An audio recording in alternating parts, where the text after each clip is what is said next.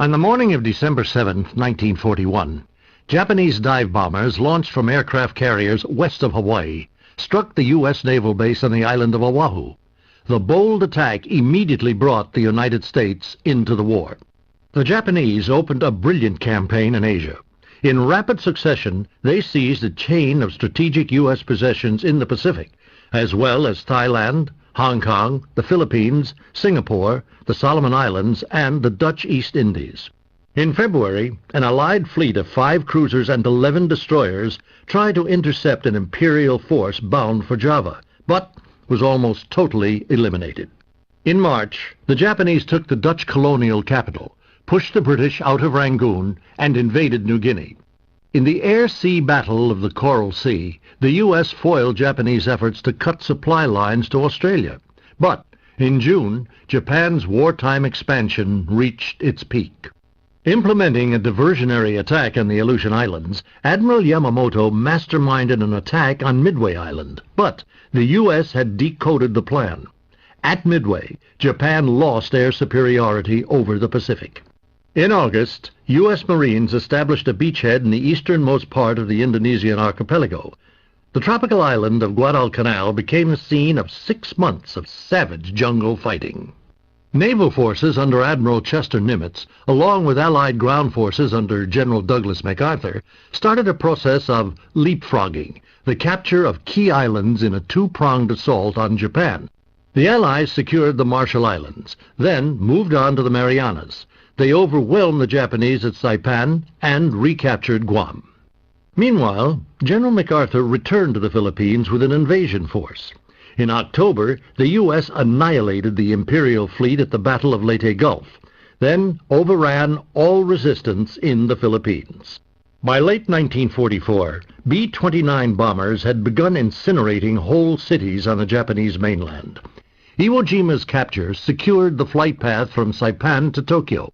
In June, Americans suffered nearly 50,000 casualties in the nightmarish battle for Okinawa. The Japanese lost 100,000 dead. If the capture of tiny islands had been so deadly, what would the invasion of mainland Japan cost? To end the war immediately, President Harry Truman ordered a nuclear attack on Hiroshima. The blast destroyed the city in a single explosion. The U.S. dropped a second atomic bomb on Nagasaki, forcing Japan's surrender. Cold statistics. This is an emergency communique from the Hawaiian Defense Headquarters. The roar of the planes you now hear is not a practice maneuver now. It's not a maneuver. We're being attacked. It's an air raid. The Japanese attack on Pearl Harbor on December the 7th, 1941, here dramatically shot by Japanese film crews for propaganda purposes, not only crippled America's Pacific fleet, it changed the course of history. Just the day before the raid, President Roosevelt had personally appealed to Emperor Hirohito not to drag their 2 countries into war. But it was too late. Japan had formed a secret pact with Germany to attack the Allied forces in Europe and in the Far East. America at that stage was neutral, but generally sympathetic to the Allied cause. This was an attempt to destroy American military power in the Pacific before she could strike back.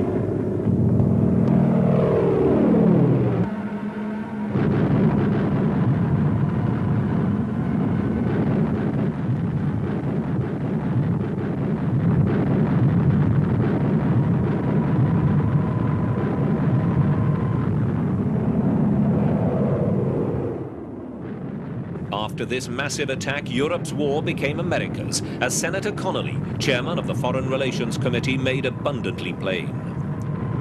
With unbelievable treachery and craftiness, Japan has attacked our territory and murdered American citizens. Japan began this war in treachery. We shall end it in victory. Within hours of the Pearl Harbor raid, American Army and Navy officers were called from their homes and weekend golf clubs to meet at the War Department to prepare to retaliate. President Roosevelt officially informed Congress that a state of war now existed between the United States and Japan. Within hours, Congress gave him the authority to prosecute the conflict all out. The legacy of the raid was enormous. 5 American battleships were sunk or damaged beyond repair. 200 aircraft were destroyed and more than 2,400 people killed. But more than that, Pearl Harbor led directly to what truly became the Second World War.